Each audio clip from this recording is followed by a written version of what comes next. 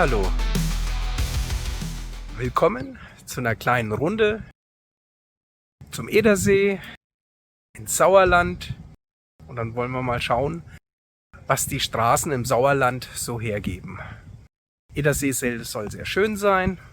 Und jetzt gerade bin ich in Fritzlar am Dom.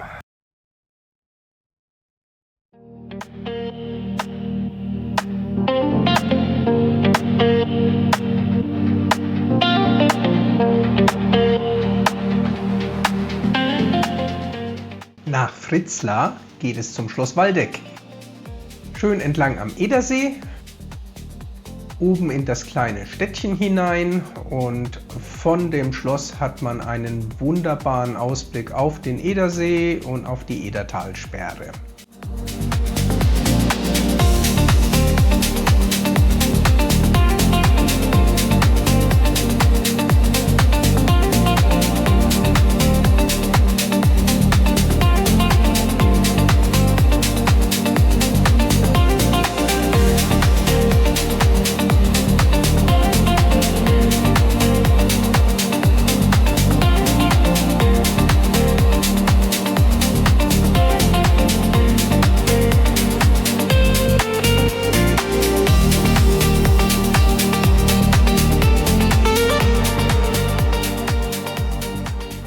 Und nach dem Besuch im Schloss Waldeck geht's zum Zündstoff. Der Zündstoff ist ein Motorradtreff am Edersee.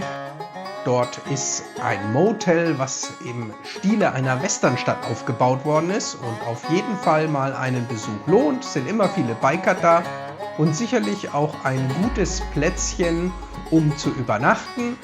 Aber wie ihr nachher noch sehen werdet, ich habe mich heute für den Zeltplatz entschieden. Nach dem Essen bin ich nochmal zur Staumauer gefahren, zum Edersee. Und der Edersee dient ja in erster Linie dazu, den Wasserstand in der Weser zu regeln.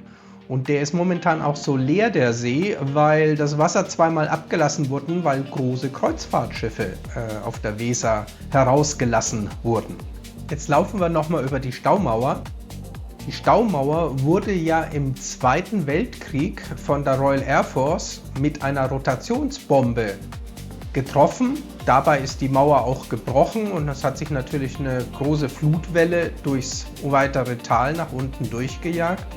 Aber man kann auch noch heute sehen, wo das Loch war, nämlich da, wo die Steine etwas heller sind und die unteren Ausläufe, die Überläufe, die fehlen in der Mauer, und dort wurde quasi die Mauer wieder repariert. Ja, und das ist der Blick von der Edertalsperre bis zum Schloss oder Burg Waldeck.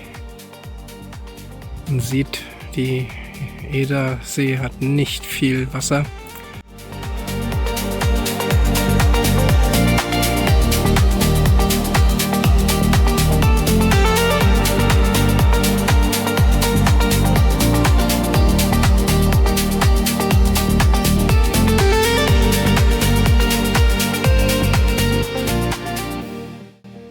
So, Zelt ist auch aufgebaut. Nach der schönen Runde an Edertalsperre. Jetzt der morgige Tag ein bisschen geplant und dieser schöne Abend genossen. Nach einer ruhigen und gemütlichen Nacht auf dem Zeltplatz, ich war das einzige Zelt, geht es jetzt nach Bad Arolsen. Erstmal entlang des Edersees und dann geht es rechts ab in die Büsche bis nach Bad Arolsen, wo ich mir das Schloss anschauen möchte.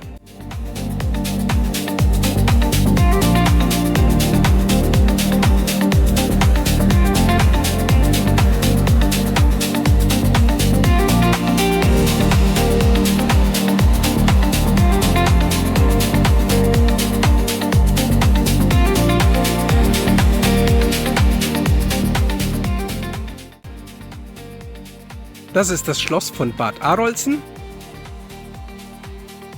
Wie der Name schon sagt, Bad Arolsen ist ein Bad, kleines Städtchen, und das Städtchen zeichnet sich durch eine barocke Innenstadt aus. Und die werde ich jetzt auch gleich nochmal erkundschaften.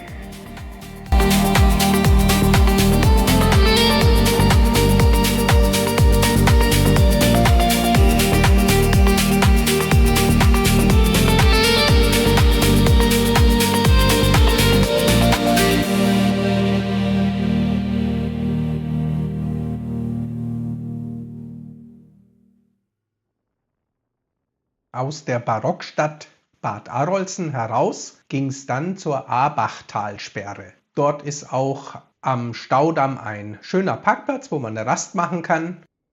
Die Talsperre fand ich jetzt nicht so beeindruckend. Und von dort aus über wunderbare Hochebenen dann zum Diemelsee. Und dort gibt es auch einen Motorradtreff, den ich empfehlen kann, das Fährhaus. Habe ich leider kein Video oder Foto gemacht, aber das Fährhaus am Diemelsee sehr zu empfehlen, sehr nette Bewirtung.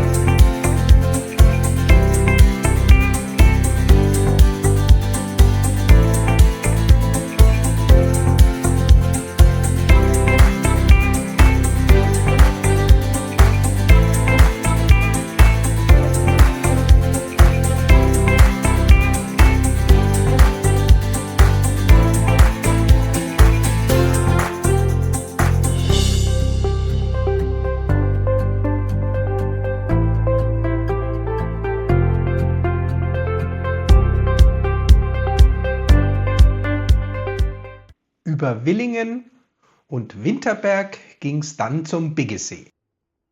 Ich wollte in Willingen mal anhalten, das ist ja so ein bekannter Wintersportort und da ist auch im Sommer Pogo, anders kann man es nicht nennen.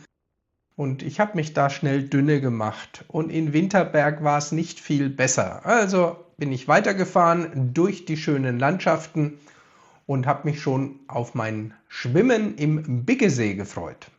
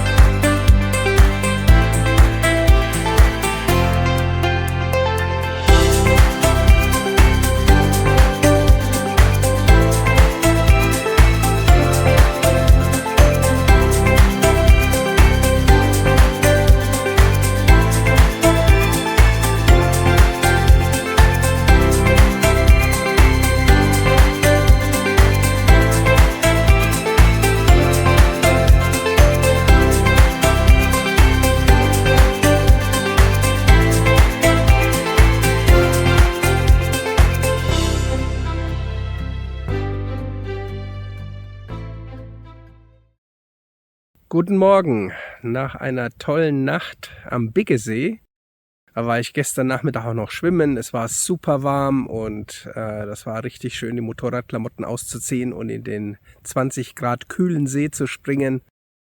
Und heute geht's langsam zurück und ich bin auf der Suche gewesen nach kleinen Straßen, die so noch legal zu befahren sind. Das ist ja gar nicht so einfach in Deutschland. Das ist ja immer alles gesperrt, Forststraße oder ähnliches.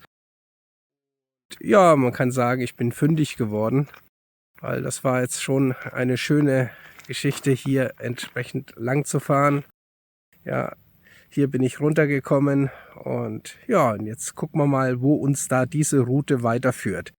Das ist so ein eine Abkürzung zwischen zwei Dörfern, die anscheinend offen ist und noch legal befahren werden darf. Okay, also weiter geht's.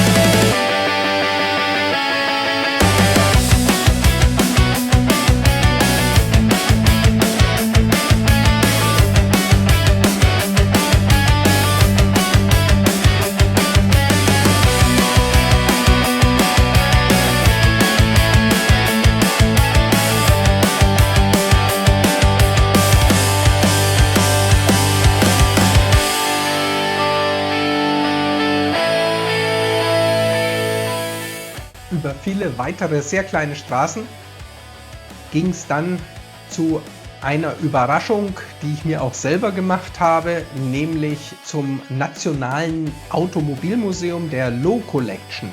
Der Professor Loh ist ein fanatischer Autosammler und hat dort wohl eine ganz tolle Kollektion aufgebaut. Auf dem Weg dahin fahre ich die alte Eisenstraße und war dann schon sehr überrascht, dass diese ganze Straße nur mit 50 Stundenkilometer zugelassen ist. Das fand ich dann schon etwas übertrieben. Und viele andere auch.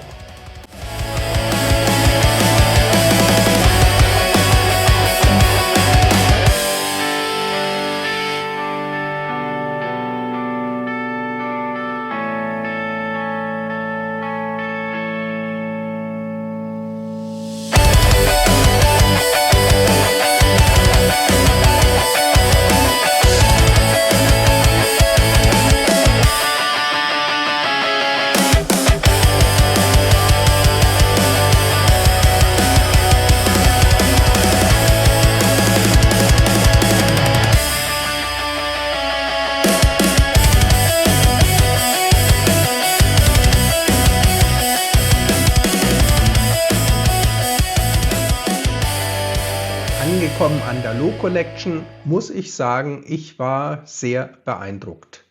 Tatsächlich muss ich dieses Museum hinter einem Daimler oder auch Porsche Automobilmuseum nicht verstecken. Im ersten Stock war eine Sonderausstellung, Ferrari von ganz früh bis später, und da waren natürlich die ersten Bugattis und es war wirklich schon sehenswert, diese Fahrzeuge dort zu sehen. Sie werden auch schön präsentiert. In der großen Museumshalle hat man dann eine Sammlung von allen möglichen Fahrzeugen, aber auch vielen Rennfahrzeugen, und wie so Matchbox-Autos hängen die Formel-1-Autos an der Wand. Also es ist auch großzügig gestaltet. Es lohnt auf jeden Fall den Eintritt, wer so ein bisschen für Fahrzeuge interessiert ist und Technik. Der kommt dort voll auf seine Kosten. Mit den Bildern von der Haupthalle verabschiede ich mich von euch. Ich hoffe, euch hat der kleine Trip über den Edersee, Sauerland und zur Loh Collection gefallen. Ich freue mich natürlich über ein Like oder eine Subscription von euch. Ride safe!